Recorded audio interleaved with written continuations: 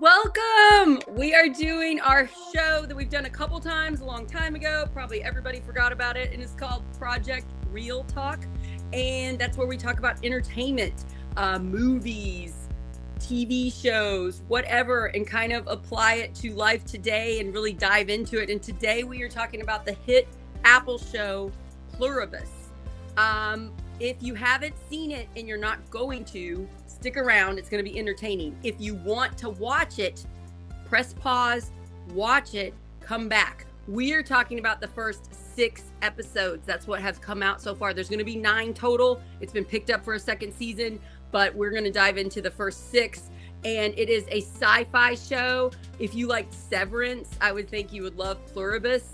And if you just like really good storytelling, I cannot recommend it enough. So I hope you have the Apple Network and you can watch the show. And I'm with my new friend, Brice Williams.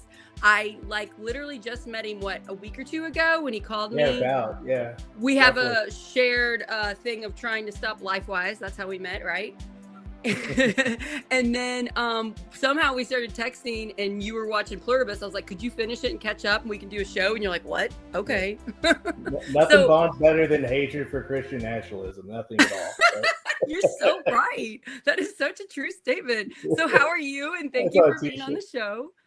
Oh, I'm great. I'm great, Sarah. Thank you for having me. Seriously, this is probably my first podcast. I say probably because I used to have a little bit of a past when it came to boozing, so we'll see. But I'm proud of you. You are recovering, right? Yes, I am. I'm very proud of you, my friend. Thank you so much. Are we saying spoiler or no spoiler on this? So we are going to be doing spoilers. We're not going to do like a deep dive of all 6 episodes or anything, but we're going to be talking about all 6 episodes. So if you don't want to watch the show, you can listen. If you want to watch the show and don't want it spoiled, I would not watch anymore. Okay, Pitchfork Mafia, do you hear us? Spoilers are abound. Okay, put those down. All right. And don't take the thing out of the grenade, the pin. Even if you think it's fake, okay? So, because I was like, Carol, we'll get to that. Why that's important. I would not be doing that whether I thought it was a prop or not. Difference of personalities there. No, I was always taught discipline, trigger discipline. Don't point at anything unless you're going to shoot at it. Right. Even if it's safety on the safety or it's fake. Yeah. Safety on the safety. Absolutely. So this show is by Vince Gilligan. He did Breaking Bad, Better Call Saul. And the main character, Carol, is from Better Call Saul, right? Carol is old Slippin' Jimmy's sometimes girlfriend, sometimes best friend. If you haven't seen Better Call Saul, there won't be any spoilers here. Just know that she is freaking awesome. Yeah, so her name is Ray Seahorn. She is a phenomenal actress in Pluribus, and it's mostly her. And so I didn't know what this show was about when I first started watching it. I just saw a really brief preview of it looked like the president was talking to her when she was on the couch and she's watching TV. And I was like, oh, this looks good. And that was all I needed to see to be like, want it. Also, I loved Severance. Did you like Severance? Did you watch it? I saw the first season of Severance. I'm a little behind on Severance. I loved it. Second season's different. Okay. But I liked it. The thing about what Apple TV, I commend what they're doing. They are taking some really big swings. They're taking some huge chances on some really abstract TV.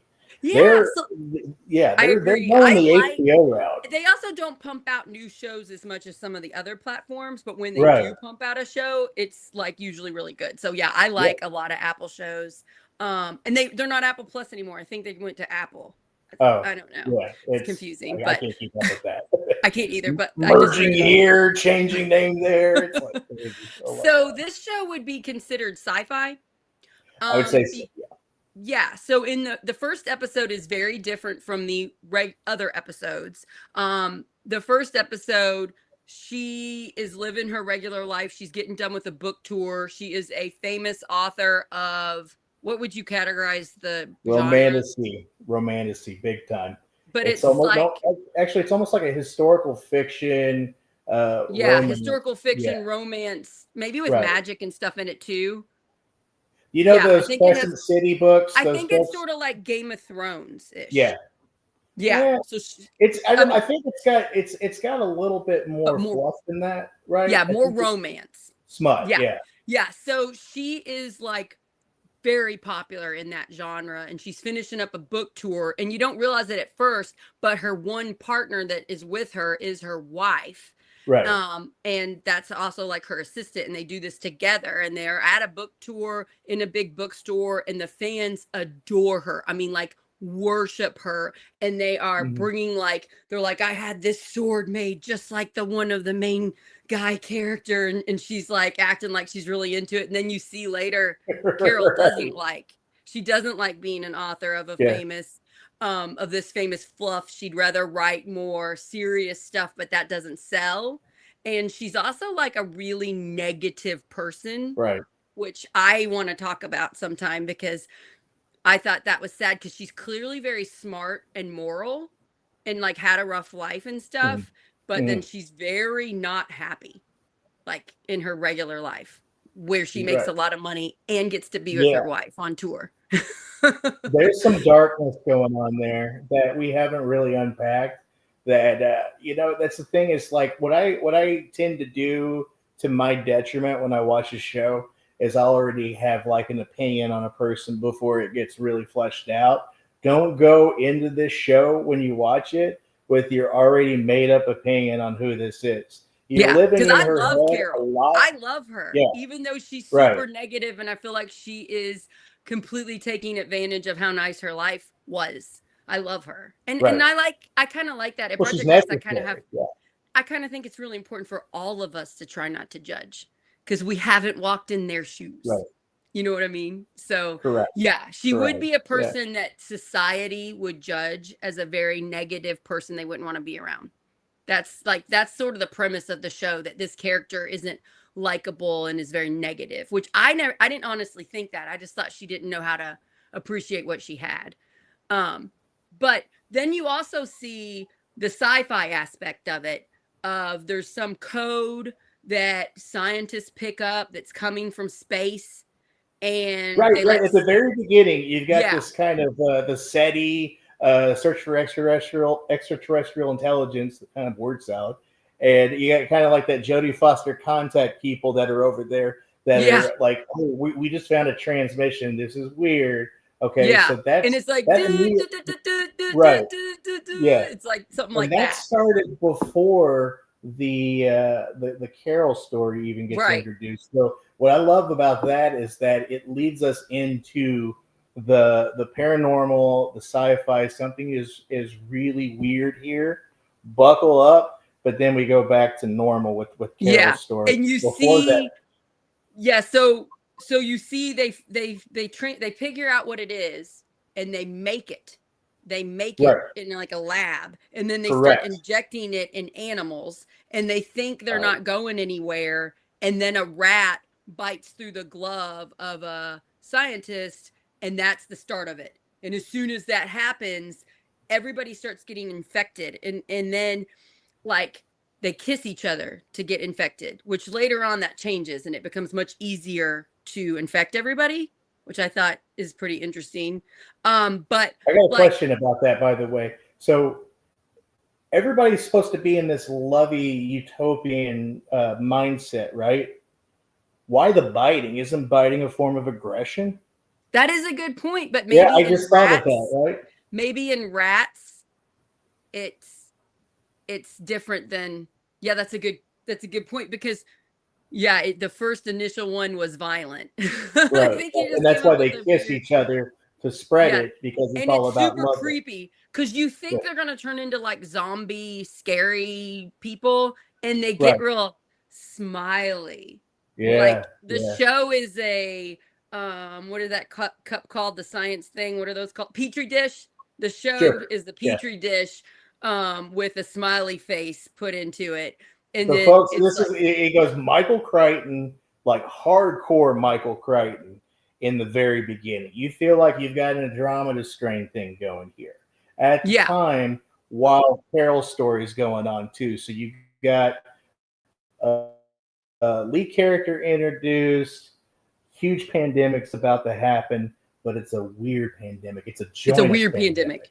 Yeah. Not a, and then they're like, people are dying. They're affecting everybody in the building, and they're like licking glazed donuts, and then they're like, they all of a sudden stop talking, and they all know how to work together. Right. And they go into the lab and they take the petri dishes, and one of them's getting saliva, and then they're putting it in, and then they're packaging it up, and then they're going to send it out. Right. So you see the spread of it, but they don't talk, and they're all doing it in this synchronized, almost dance type thing. And I listened to the Apple.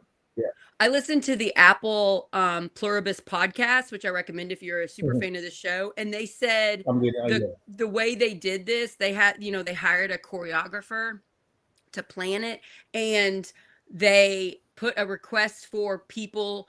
It didn't matter what you look like, but you needed to have some form of balance, dance, body awareness. You needed to be really good with your body and be able to take direction, because all these people are doing these movements together. And so I thought that was really cool. And they said that sequence was super hard to film.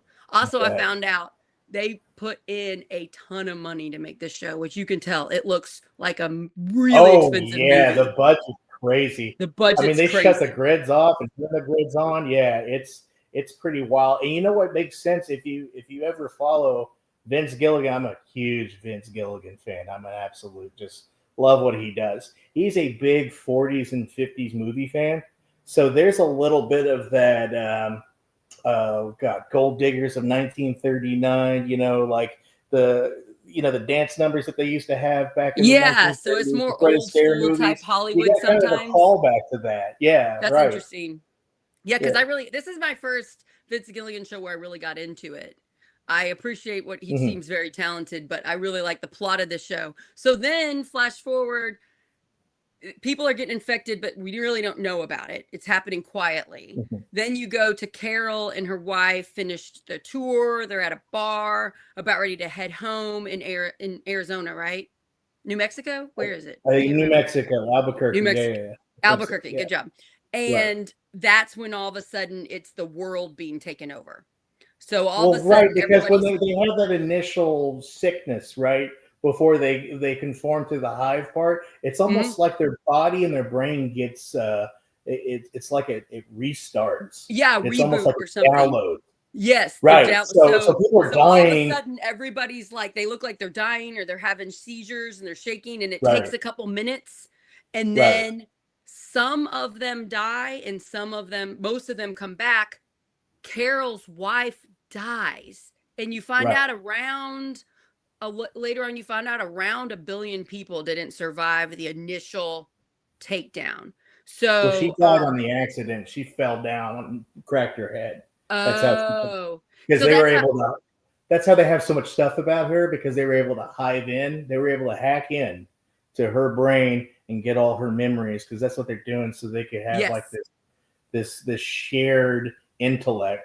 This shared control. And so everybody's wrecking off the roads. Everybody all of a sudden stops. She tries to go to a hospital. They've all been infected. It's a really creepy, really good first episode, but the rest of the season is not like that first show. It's like every episode is very different.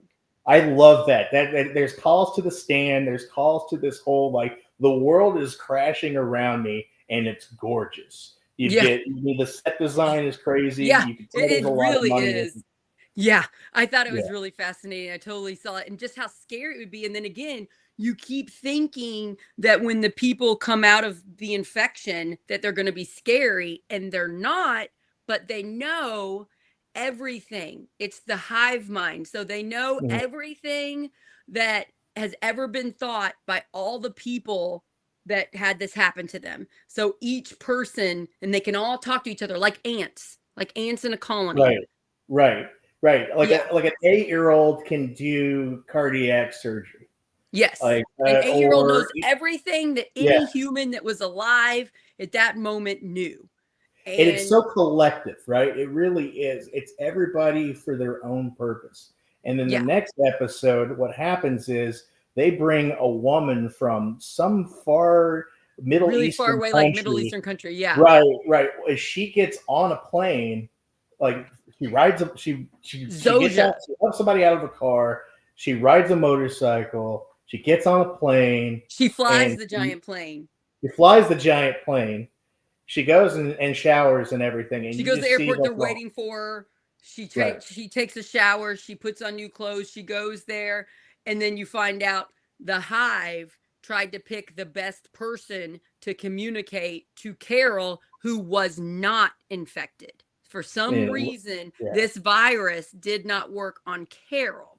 Okay. right. And so Carol is very freaked out. She just saw the awful stuff happen to her. You find out she's a former or recovering or current alcoholic, because her car is one you have to blow into to get it to start. So you find out some little bits and pieces about Carol. You see that she's very not Yeah. happy with her life, even though she makes a good amount of money and she's a famous author.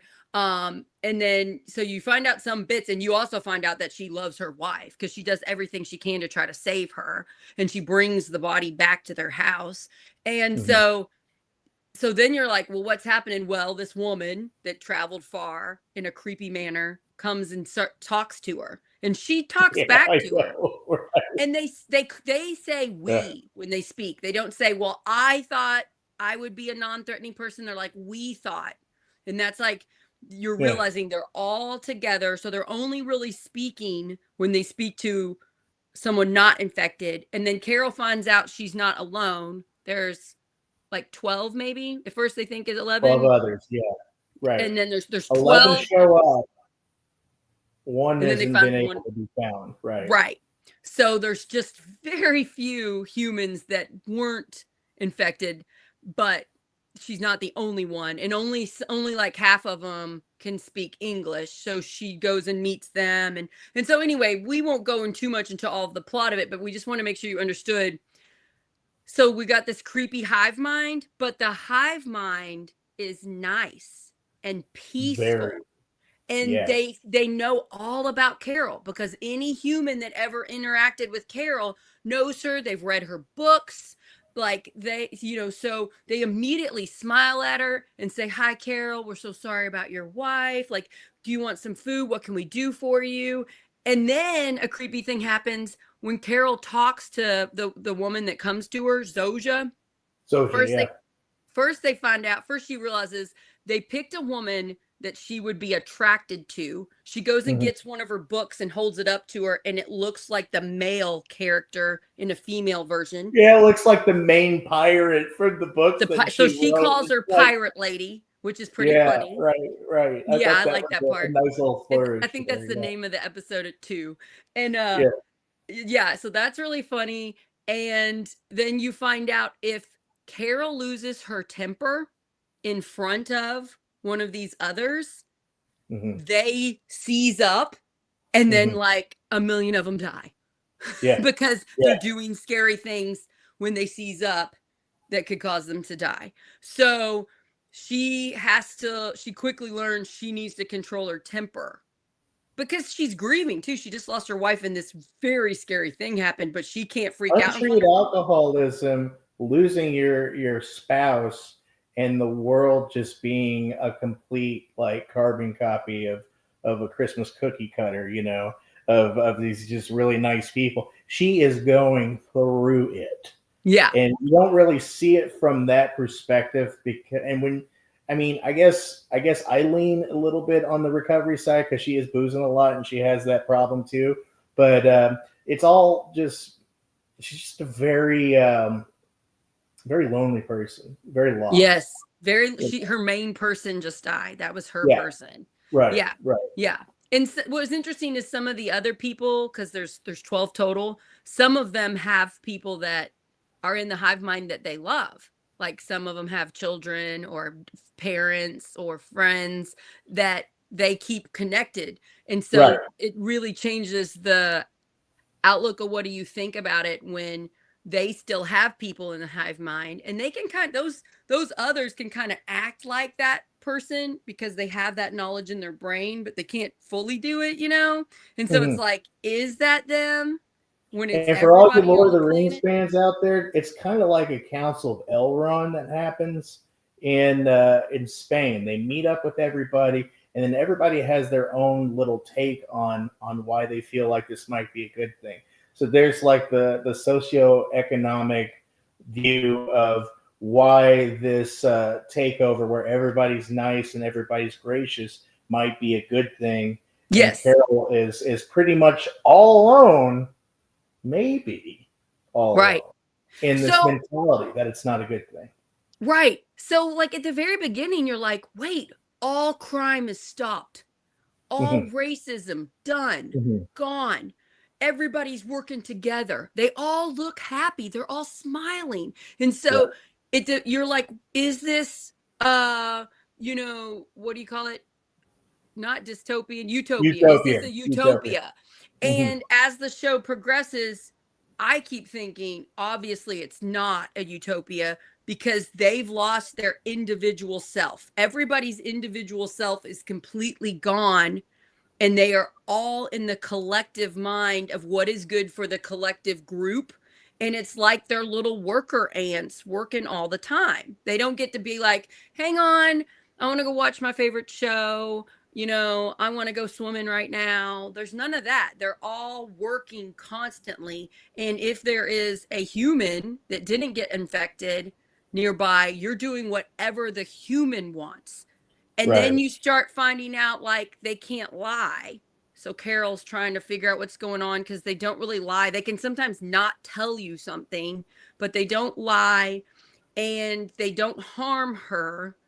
And they try to give her food and stuff. And there's a creepy thing where they turn off the electricity to help save the environment, except for like the humans that want the electricity. Mhm. Yeah. And like one time she doesn't want people to bring her food. She wants to go to her grocery, but she goes to her grocery and Oh, the there's nothing Sprout scene there. was great. I And love the so she Sprout scene. calls, they have a number she can call. So she calls Yeah. the number and she says, I would like to shop at this grocery. And immediately, within like minutes, trucks arrive and people fill the grocery up and then they leave and then she can go shopping. So I'm sure that scene took a while to film, but Right, and they had a choreographed type of feel to it, like you had with the science one, like when they're trying to spread yeah. That's the. why it's a fascinating show to watch. I highly recommend everybody watch this show. It's Oh really yeah. good. But like I want to talk about the people. So she can ask whatever she wants and they will give it to her. The hive, the And we sometimes people. they'll be like, "Are you sure that's?" They Right. question it. They But will at vet the it through. Like, is that the best possible thing that they you might need? try to dissuade her, but they'll give her what she wants. So she Right. like gets it to like, if I wanted an atomic bomb, would you give it to me? And they're like, we try to persuade you. We really try, but yes, if that's what you wanted, we would give it to you. And so Right. she's like, man, for you guys being smart, you're missing some stuff, like just say no.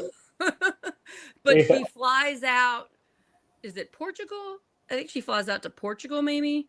She goes Can't to Las. remember. Or you know, this is before she The goes to first Las. time, the first time She she goes to flies in a Spain. meeting.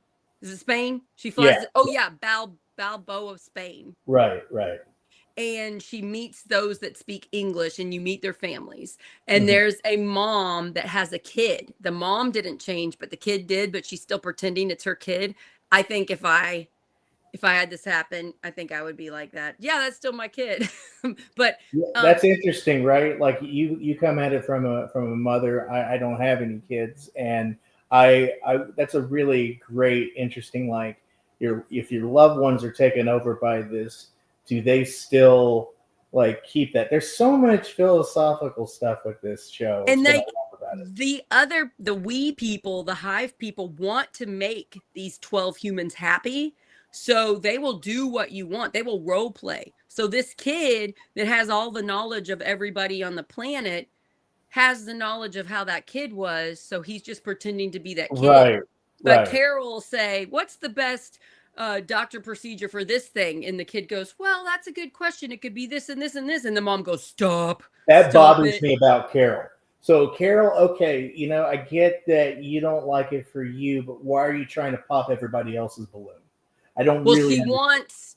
she wants everybody to quickly get on the same page of we need to get these humans back. This is wrong. This is bad. We need to stop this. Can we stop it? And she wants to make a team of humans that help her. But does she find do any of them want to work with her and help her figure out what this is? Well, that's the thing, right? It's like nobody. I mean, she's losing the argument, and then she loses like the companionship that she could pretty much have. But like, when she loses her temper at Yeah. that dinner, and Yep. so the people that they love that are others shake and they could die, so that really makes them not like her. So It's it the didn't go second as time. So far the death totals are like what, in the high millions for Carol? Yes. So she's killed inadvertently, like accidentally killed a few million people with this 2 times she's lost her temper. And yeah, but and then a really interesting. Do you recall the body count of this time? Yeah, they say it. They say about 1 billion people died with the initial takeover, and they said they had to speed it up because the government was starting to figure it out and trying to contain it, so they had to speed it up. So they were hoping to make it a more slow, gradual virus, but they had to speed it up because of that. And then every time she loses her temper, it's like around 1 million. They say the numbers once. And this is twice this has happened. Yes. So I'm assuming every time she loses her temper, it's around 1 million of these hive-minded people die. God. Yeah. So such a good premise. Now, I thought a really interesting character was the guy that is like just going to make the best of it. Diatribe. Yes. French guy is my favorite character. Yeah, he is so 1000%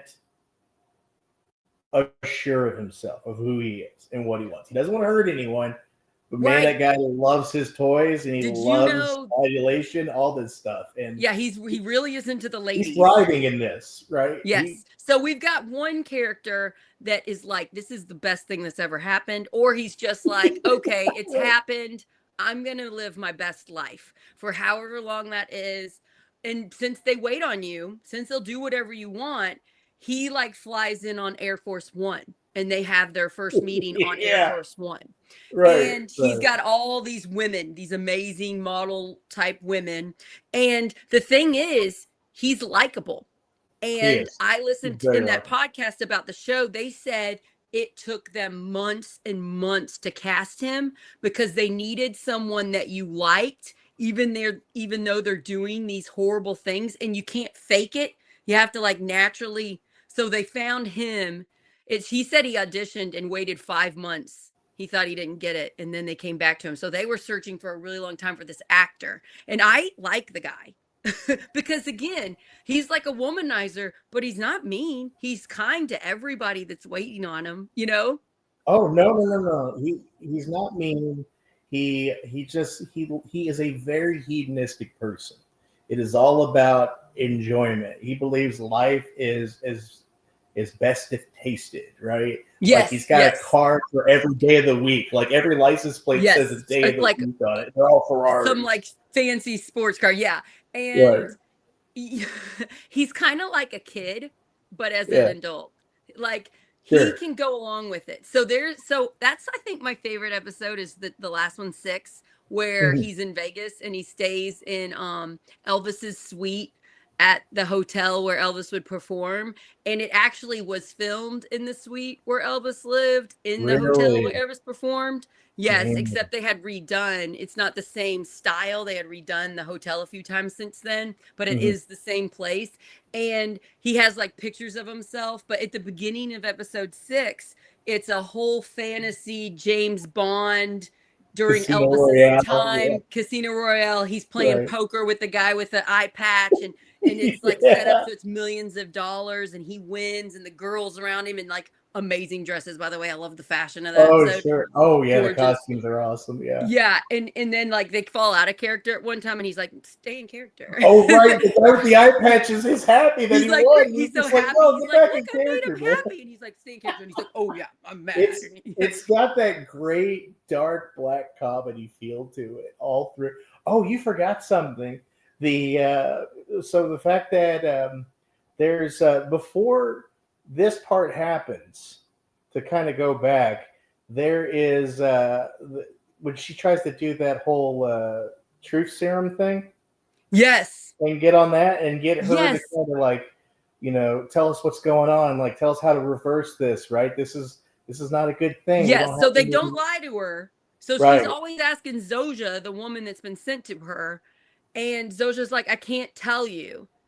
And she's like, yeah, can this be reversed? And she's like, I think it can be reversed. And like Carol's probably a former drug addict, right? Like I think she has. I think she's we've kind of she knows her way around. Well, they said that she has used a needle before. Yeah. Yes, and so she gets some substances and she practices on herself. She takes them, she puts a camcorder on herself, and then she wakes up and she watches it. And well, that's the funniest scene. That's my favorite that's scene. Where you're like, that actress is phenomenal. She's great. The acting. Love she's talking about just how attractive she is to Zosia. That was just like, yes, that was at the end, and that's when she was like, "Oh, this is a truth serum. I just gave myself a truth serum. This made me tell the truth," because Carol hadn't really grieved her wife. Well, there's a lot of grieving.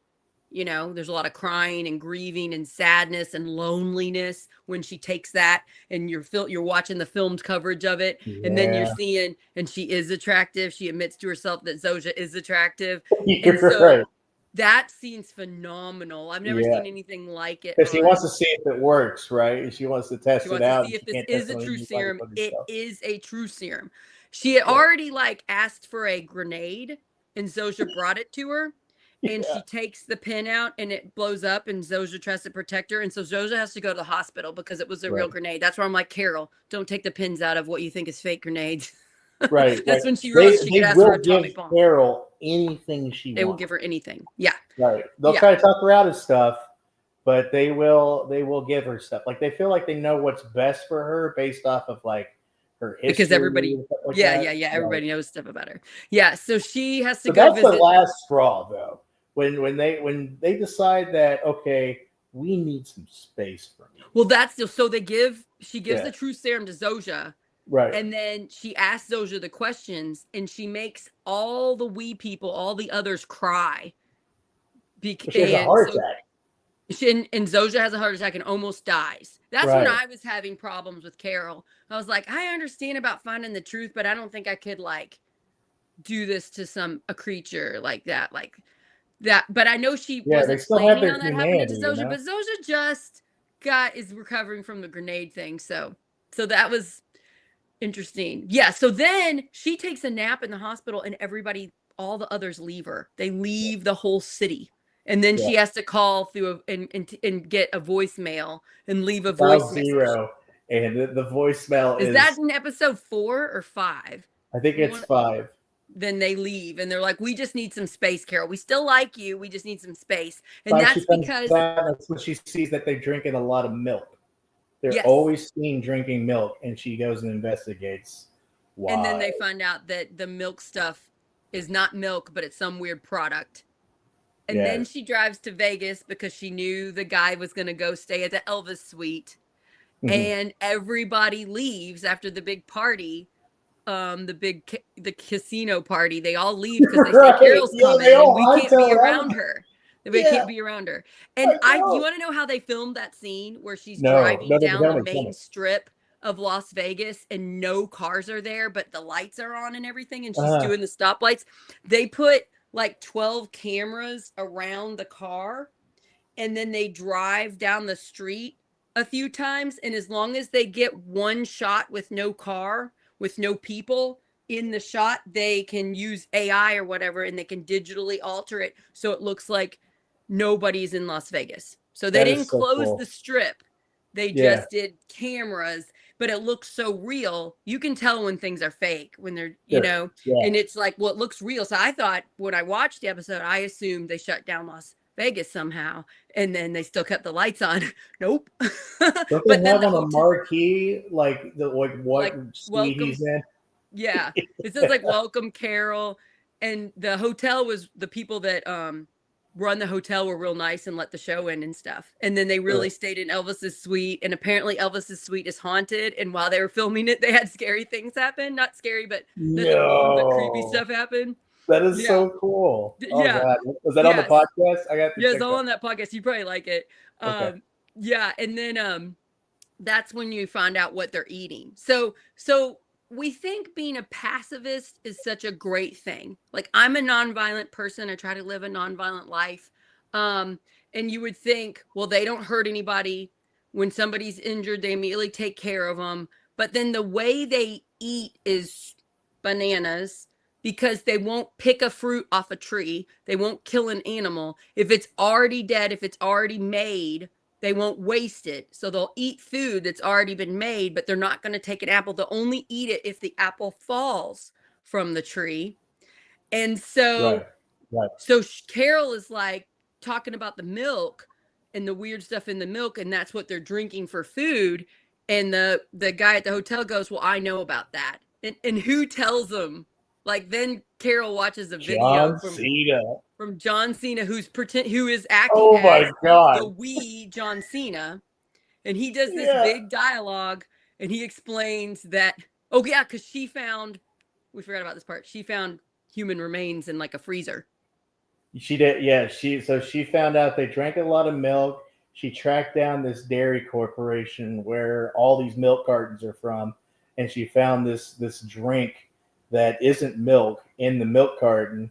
And then she scans the bag that she got from the warehouse, and it took her to a warehouse where she found this very, very crazy discovery of like limbs shrink wrapped and frozen. And that's what they do with the head that she holds up that's shrink wrapped is actually Vince Gilligan's. I've heard that. I saw that before the show. Yeah. That's cool. The creator. So that's what makes her drive to Las Vegas, because she's like, well, he's got to know this. And he's like, I already know about it. Here, watch this video from John Cena. And so John Cena explains. You can't make this up.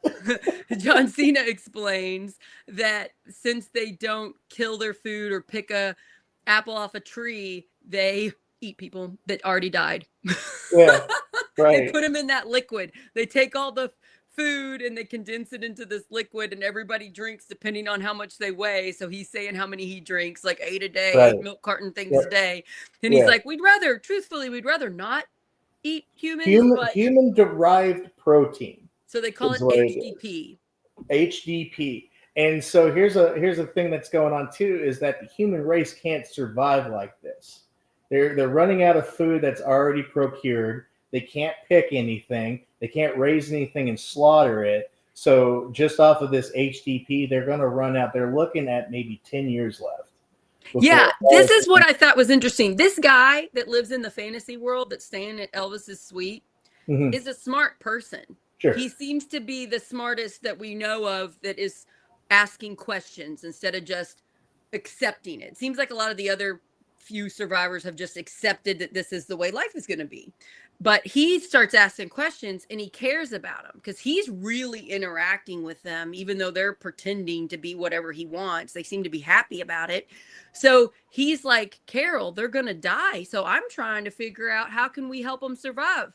He has a great idea. Great idea. Because he's like, I can do stuff and I can tell them to do stuff. Like, he's thinking, what can we do to save them? And then he figures out at the beginning, they're kind of like, they're working on a way to make sure these humans turn into we people too. And Carol's very worried about that. And that's the biggest reason why she's trying to solve this, is she doesn't want to turn into them. Right. And he says, all you have to do is say you do not consent to it, because they would have to do like a spinal tap and it'd be really painful. So she calls him up and she's like, I do not want that. It's a stem cell thing. It's actually stem cell. That's it. That's the hip bone.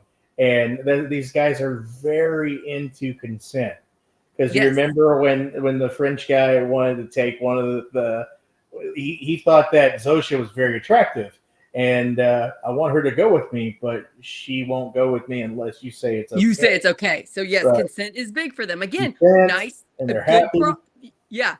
But like, as the show goes on, I never thought it was good. I'm a really big individualistic person. I want everybody to get to be them, but also participate in society and not be not hurt others, but I'm really big on getting to be an individual. So I identify with Carol in the immediately seeing this is wrong type thing. I think I would be that way. But again, if my kids were the others, I might be different. But there's only one other person that feels that way. You forgot about him. Yes. The guy that cussed her out from Paraguay. Yes. Yeah. Now and this so guy he is even more scared of others than Carol. He won't even interact with them. Right. He has one person in his life, and it's his mother. And you find out at the end of episode 6, he doesn't quite like her. He doesn't like her. Yeah. So this version that acts like his mom is nice, and she's like, yeah, or he's like, yeah, you're not normally nice, so it doesn't affect me. But he won't take their food. He won't take their food. And she knows that this guy from Paraguay can only watch things through a VCR. So they actually watch the videos, do nothing about it. They just kind of view it, but they share it to everybody. They give him a videotape. They put it in Spanish because he doesn't speak English. And the 11 people that Carol's met are pretty much done with her. I don't know if she's able to get back in this club. They meet Tuesdays and Thursdays. On like a Zoom.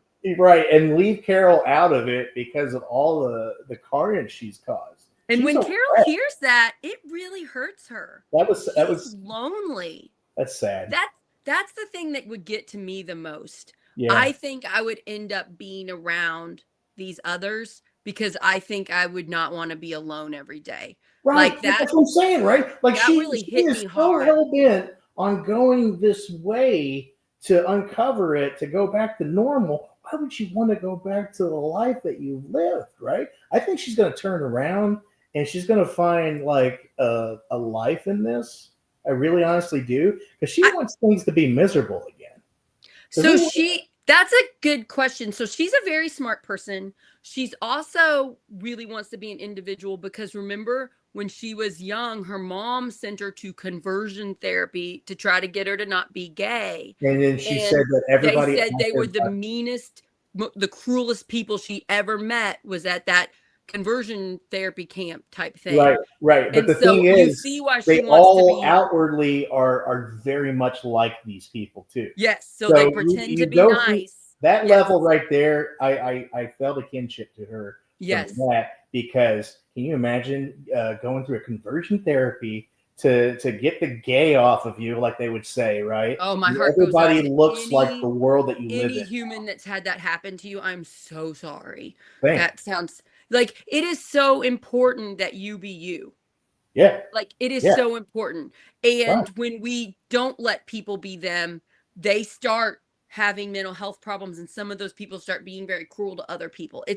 If we all could be ourselves, our authentic selves, there would be less crime, less violence, less hatred, less mental health problems. That's a big reason we have the problems we do, because we force people to be people they aren't. So it really hit me hard when she mentioned the conversion therapy. When she mentioned the conversion therapy, and she said that all the counselors act like Zosha or all the hive-minded people. Carol is living a nightmare. Every time it's just like, why does she hate these people so much? So when they're coming up and they're being so nice to her and she is like very mad, it makes more sense. They want her in the hive mind. They want her individual personality gone. And her wife was always that one that kept her on the straight and narrow, right? So, she just calmed her down. Like I think you're getting a little bit this way, you know. So her wife was seemed like a very wonderful person who loved Carol so much, even though Carol was very negative. There's a flashback in maybe episode 3 or something where it shows Carol and her wife going on a trip. It's maybe Norway. It's in Norway to look at the lights. Hotel. Yeah. Right. And the ice hotel is freezing cold, but they get probably shot in Norway, I bet. No, it was shot in Arizona, and it was actually burning hot, and that was like styrofoam and stuff. I gotta listen to this podcast. That's awesome. You gotta listen to this podcast. Isn't it cool? I know the behind the scenes stuff. So they were actually hot and miserable, but it was so interesting because Carol was freezing and not having a good time, and her wife was thrilled, and they could sit in their hotel room made out of ice and look out the ice windows and see the northern lights. And she was like, she looks at it and she goes, it looks like a screensaver. Right. And Yeah. and I have to admit, I don't want to go to an ice hotel, Brice. I don't like the cold. So in this instance, Yeah. I would have also been like Carol. However, I probably would have done my best to fake it. Like Yeah, if I was with my not only husband fake it, and he but was so excited, yeah, his she doesn't happiness would have embrace her made me circumstances happy. where she's at. Yeah. And the thing is that she just it makes sense why she can't conform to the circumstances when you find out about the conversion therapy Yes. thing. And I love that all is being revealed, like as the show goes, especially with that regard. Because I can't fathom that. I can't understand what it must be like, and the But whole. I feel like Carol is not the most mentally fit, healthy person because we know she struggled with addiction, Right. and with drinking, and so she seems to be forgetful of one thing, and that is gratitude. She doesn't seem to have gratitude, Mhm. and like I think one of the themes of the show is, could Carol be happy anywhere? Because once you're seeing what it's like today in her world with the hive mind, she's lost her wife. Clearly, she's not happy. But when she had money, fame, her wife that she loved dearly, was she happy? No. And I think it really makes everybody step back and say, wait a minute. Maybe Carol should have been more grateful when she was at that ice hotel with her wife and her wife is living one of her bucket list items. And maybe I should be too, because in Carol's world, still the same problems as our world. We're still worried about the planet and the government and everything going on and our lack of control with the things. But then compared to what she's got now, she had a lot.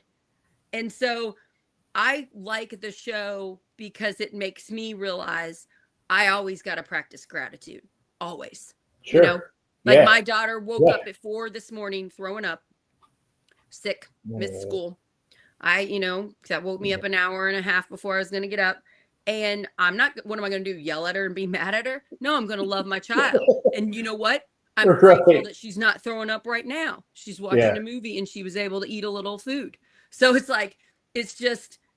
I can imagine you yelling at your daughter for being sick for something like, that's why I laughed there. It's just like, I lost an hour of sleep for this. Think about the narcissistic people that you know in your life, because like 1 in 10 are. 1 in 10 people are narcissistic. Think about them. They take every single negative situation and make it about them, and they're the victim. And Carol definitely has a little bit of that. She's not narcissistic, I don't think. And I think she's a moral person, but she's got some of that because she's not mentally healthy.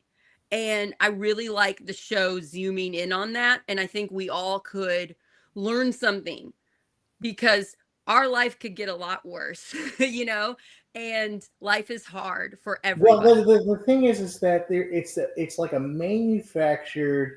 Don't think for yourself. Think about what the collective happiness. And when the whole society is completely whitewashed in this way, there's no strive for anything. Like everything is just readily available, right? Everything is just yeah. So that's very interesting. It's such a good point. When we get to be ourselves and individuals, when we have that freedom, some people use it for good. Some people use it to hurt others. Hurt people. And then you get where we are today, where we're divisive and we're not getting along. But at the same time, we also have a lot of freedom in our country. Like, it's just interesting to be like, when you get the freedom, you also get the problems. And it's important to realize there is no version of a utilitarian life where it's not this collective you've lost your individualism. And I love that theme, because it's just, it's messy. There's no right or wrong way to run a great society. There is no such thing as a perfect society. It's not going to happen, because we are individuals. Yeah. Like, seeing this is interesting because you're always in film and movies and books and things like that. You always see the light being shined on everybody's dying or everybody's miserable. And this is a dystopia from a utopia because it's shot from a perspective of someone who is on the fringes of that, who is someone who can't embrace happiness, who's very miserable, like intrinsically miserable, and what that would look like from that perspective.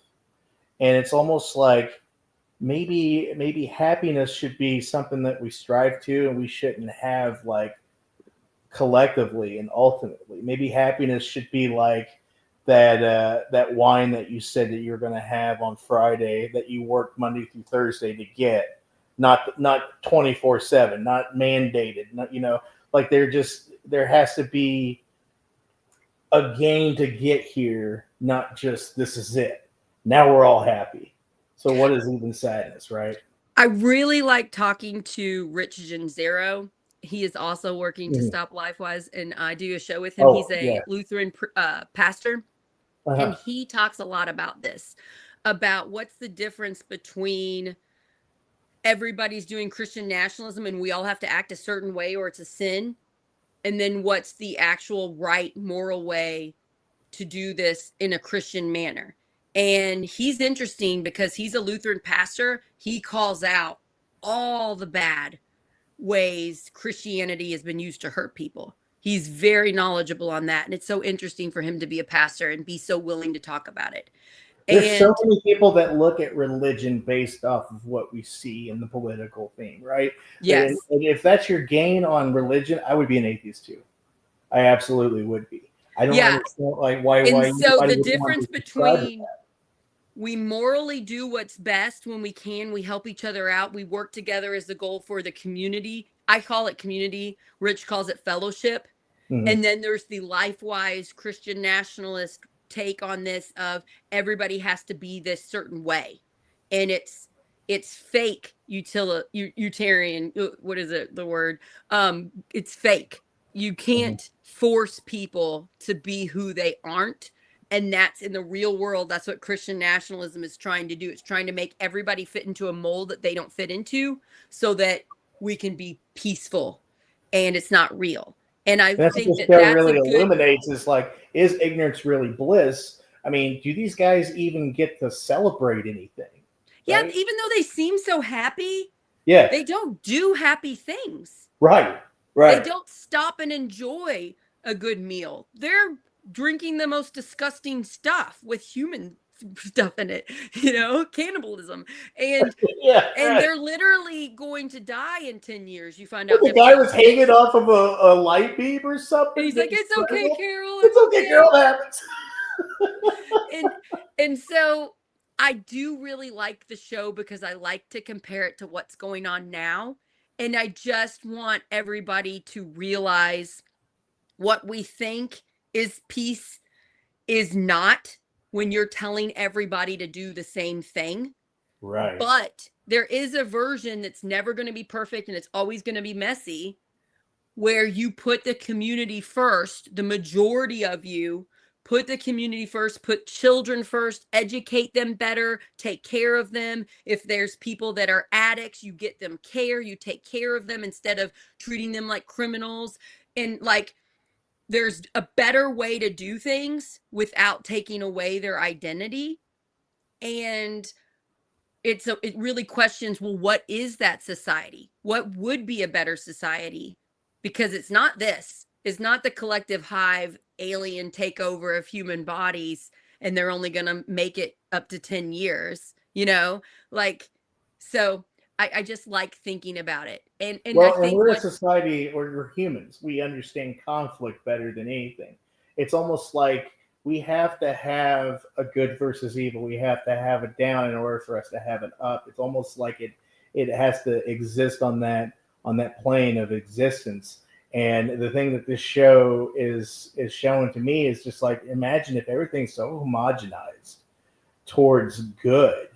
What would even be genuine, good-hearted, good-spirited fun?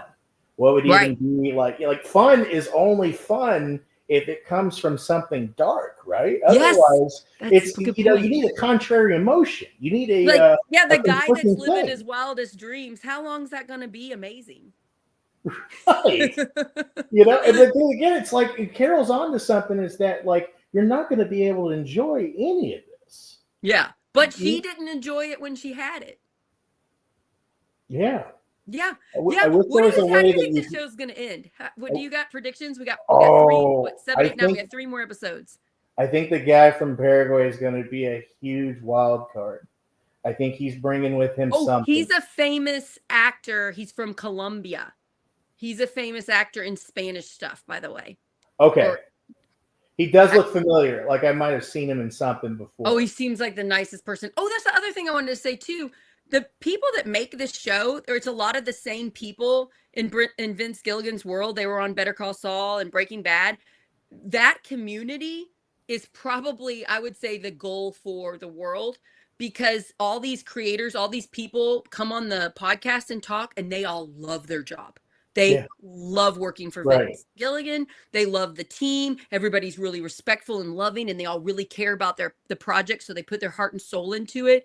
And I was like, I was just so appreciative of this environment. So those few hundred people that get to work on that show are really lucky. They know how to There's treat nothing human better beings. than hearing about a very famous person who runs something, and you find out that their employees just absolutely love to work with that person. I read. Yeah, that's what I found out with this show. The people that work on this show love working on the show, and you can tell because the show is phenomenal. So I kind of think the end is gonna be like, she's gonna use her powers to get the truth. They have really big faults. They can't lie. They can't not give her anything. They do what she asks, even though it's made it harder because they literally leave a city when she arrives.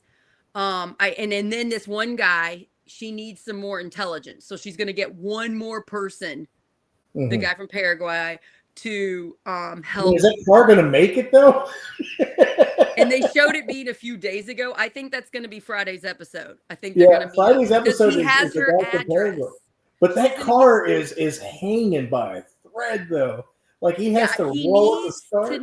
He needs to ask the others for things he needs, and he doesn't know how to do that yet. He did eat their food. Oh, would you eat? Yeah, he did. Didn't he? No, you're right. He didn't. He went back to his apartment and he ate the food. Yeah. Yeah. So he's not trusting them at all. Even though she kind of said you can trust him. With the rice that he was eating. Yeah. Remember, okay, would you eat that dog food? That was the grossest scene for me. I was thinking about this yesterday. It made me think of it when I was feeding my cats. I think I would eat my cat's canned food before I ate that dog food. That dog food looked so gross. You know, I talked with an Australian person one time, and she said that that their Alpo or whatever their dog food is actually not bad. So there's something about American dog food, I think, that is supposed to not be for humans. Right. Like, I think the animals can eat. I think it would make you sick. Right. Yeah. That's what I kept thinking. But maybe their version of dog food wasn't bad. But I don't know. Yeah. I don't like, what's Paraguay's dog food like, right? Yeah, I never thought of that. Yeah. They might be onto some dog food there. I don't know. Yeah, so I'm excited. Maybe after this show ends, we could do follow-up because there is going to be a season 2. I also found out there was a big bidding war for the streaming service that picked up this show. It wasn't always going to be an Apple show, and that they spent so much money making it. My husband just started watching it, so he's on like episode 2 now. So that's when I'll get to talk to him about it. Yeah, and so this show is called Pluribus. Debbie, thanks for commenting. And it's on Apple, and it's a really good show, and it offers some really interesting questions about life. So if you are also enjoying Pluribus, please put in the comments what you think, stuff we missed. We talked more plot than I realized we would, but it is a very confusing plot. It is. So. Well, the thing that I've noticed about the show is that if you're into, like, let's just say you watch, your favorite shows are West Wing, The Newsroom, Studio 60, The Morning Show. If you like those shows, a lot of dialogue, I love them. They're great. You will not be into this show if you're expecting that. Yeah. Well, I love The Diplomat. That's not this, but I love this. If you like Severance, if you like really well thought out, interesting life moral questions, but then like even if you're not into sci-fi, it's just so good how the show is made. You know, it Black looks Mirror like they're on too. Air If you like Force Black One. Mirror, Black Yeah. Mirror is this is your show too, because Black Mirror really challenges the philosophical of the scientific. It And I really didn't watch Breaking Bad. That was too dark for me, but this isn't too dark for me. So it's I not very just, related in my opinion. I yeah, don't yeah, think yeah. I think they're completely different, which I is really great. like Carol's character. I hope, I hope that she learns gratitude, because you can tell that's Right. been making her miserable her whole life. And she's also had a rough life, Yeah. but also she's living it up. She's making good money. She has a really fancy house. She had a partner that she loved. Why wasn't she happy? And it Yeah. was just because she was writing stuff that she felt was like beneath her. And I'm kind of like, if she would have just embraced that, like I've seen actors that are only famous for one movie embrace it. The Karate Kid guy, Karate Kid Yeah. guy, he's Right. embraced it Right. and lived a very fulfilling life. You know what I Jeff mean? Bridges for The Big Lebowski. Jeff Bridges, in my opinion, is one of the greatest American actors. Yeah, embrace the fandom. He And embraced The Big Lebowski, Jeff Lebowski. Like people ask him to do the dude, and he's fine with it. Like if yeah, that's what he's that's known what I for, mean. yeah, It brings other people joy. And if you can get to a place where that makes you happy, do it instead of faking it. Carol was faking acting like she liked to be around her fans when really she thought they were beneath her. And I just think that's not a fun way to be. To don't be like you're above other people. Don't allow yourself that, because really she makes thousands and thousands of people happy with her books. The others say that to right. her. You made so many But people she's happy always with your looking at books. like, is my real content good? And when she finds out her wife lied to her about her book, God, that was pretty hard to take. Actually, it's I like, kind of I predicted that in my head, because yeah. you Oh, could just see, well, they want to make her happy, so let her make the book. Oh, hi, Kitty. They want to his make name's the Doug. Yeah, hi, Doug. And yeah, hi, Doug. so they Doug let was her. famous, They were gonna let her write that book that people probably weren't gonna like. But like, right?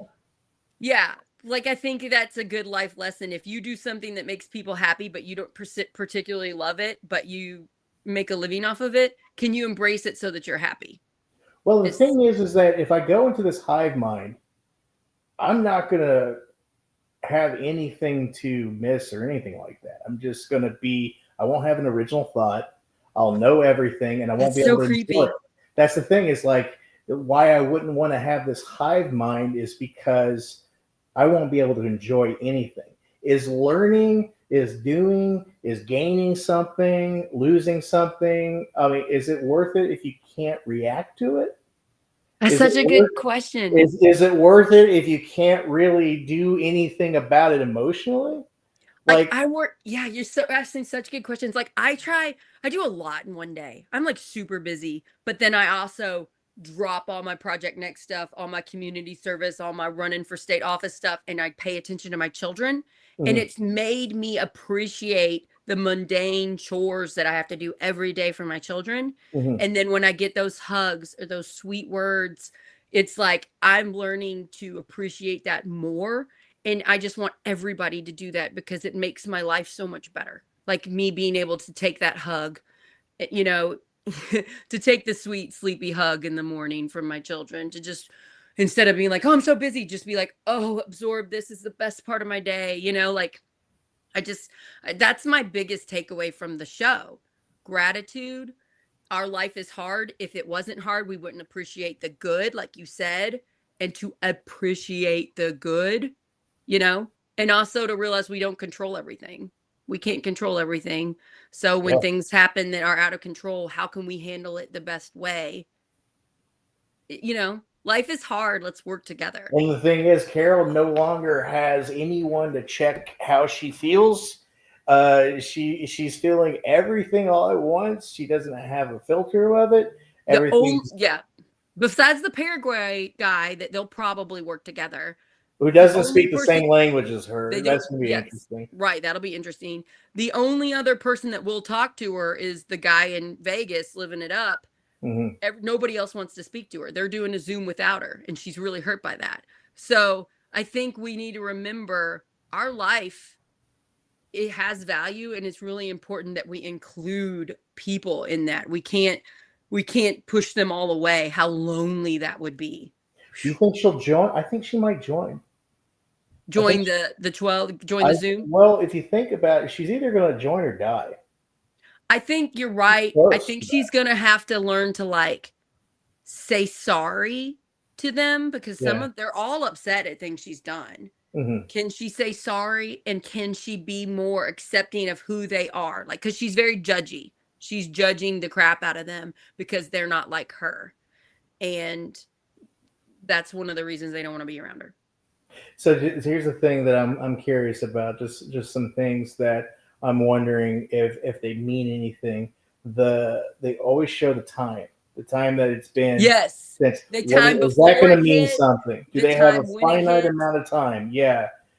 This is 12 I'm excited days. for how it's going to end. I wonder how many seasons they've got planned, what it's going to be. I think this show's going to be going on for years. I'm guessing more people are going to be talking about Pluribus because this is a very unique, outstanding show. So it should be hitting big. I think we should do a part 2 when the show ends to talk about the rest of it. Yeah, I've had a lot of fun, Brice. Let me know.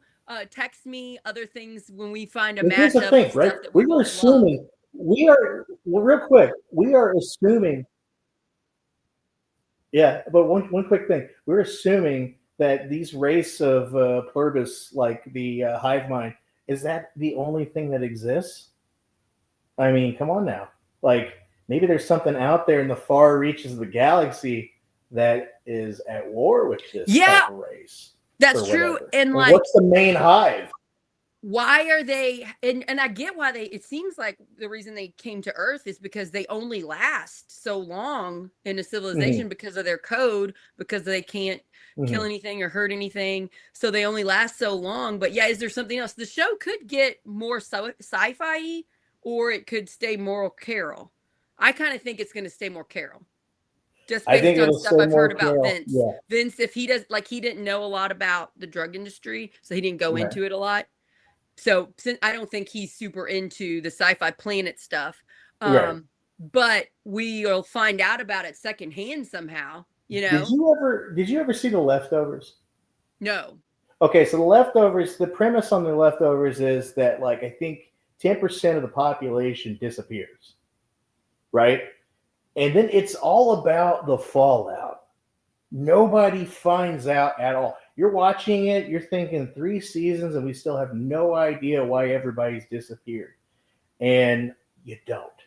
Interesting. And that's not the point of the show. Maybe this show goes down that rabbit hole of, like, let's just explore what we have and go through it that way. I also think her and the Paraguay guy could figure out how to get the humans to come back. And it could be interesting if it's more humans, but still it's only like 20 of them, you know? Maybe it's just a handful of them that they've been able to get. Like, they could do a lot with it. And I also don't think they have the show fully planned out because of. Well, I was about to ask that. If they wrap things up in the first season, just in case it doesn't get greenlit for a second. It's already greenlit for season 2. Really? I believe they're already working on it. These Apple TV threw a bag at Vince for this show, and I love that. Yeah. So it will be a season 2, but I think it'll take a while. Yeah. Okay, you finish reading Murderbot, so we can do a Murderbot show. We'll have to. That's on Apple too, and it's Alexander Skarsgård. For those of you that like that actor. Yeah, that's a good one. Yeah, he's awesome. I am coming down to the wire, so thanks for doing this. And then I'm doing an open house for Project Next in Floyd Knobs today, so I'll be putting some pictures out on Facebook and Instagram and TikTok about that. So be looking for that tomorrow. I think Tim is doing 1 or 2 shows tomorrow. Friday I might be doing a show, and then we got lots coming. And don't forget, if you want Project Next merch, go to HeyElmer/Project Next. And you can get hats, shirts, all kinds of stuff. We are growing. It's awesome. Brice, it's really nice to meet you in person. Thanks for the good work you do with LifeWise. Hopefully we can get hundreds and hundreds more working with us down here. We need it. Thank you. Bye, everybody.